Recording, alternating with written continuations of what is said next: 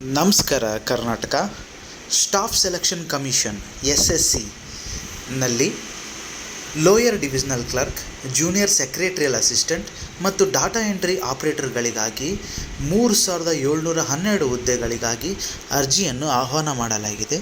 ಸಂಬಂಧಪಟ್ಟವರು ಗಮನಿಸಿ.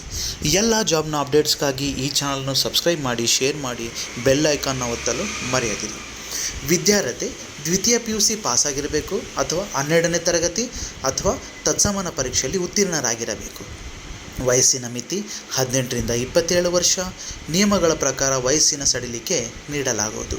ಅರ್ಜಿ ಶುಲ್ಕ: ಸಾಮಾನ್ಯ ವರ್ಗ OBC ಅಭ್ಯರ್ಥಿಗಳಿಗೆ ₹100, ಮಹಿಳೆ, SC ST, ಅಂಗವಿಕಲ, ಮಾಜಿ ಸೈನಿಕ ಅಭ್ಯರ್ಥಿಗಳಿಗೆ ಶುಲ್ಕದಲ್ಲಿ ವಿನಾಯಿತಿ ಇದೆ.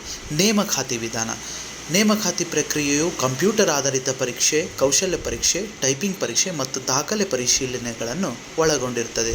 ಅರ್ಜಿ ಸಲ್ಲಿಸುವ ವಿಧಾನ ಆನ್ಲೈನ್. ಅರ್ಜಿ ಸಲ್ಲಿಸಲು ಕೊನೆಯ ದಿನಾಂಕ 7 ಮೇ 2024. ಕೆಳಗೆ ಕೊಟ್ಟಿರುವ ವೆಬ್ಸೈಟ್ ಪ್ರವೇಶಿಸಿ ಅರ್ಜಿ ಸಲ್ಲಿಸಬೇಕಾಗಿ ವಿನಂತಿ. ಅರ್ಜಿ ಸಲ್ಲಿಸುವ ಮುನ್ನ ಸಂಪೂರ್ಣವಾಗಿ ಅಧಿಸೂಚನೆಯನ್ನು ಓದಿ ಅರ್ಥೈಸಿಕೊಂಡ ನಂತರವೇ ಅರ್ಜಿ ಸಲ್ಲಿಸಬೇಕಾಗಿ ವಿನಂತಿ.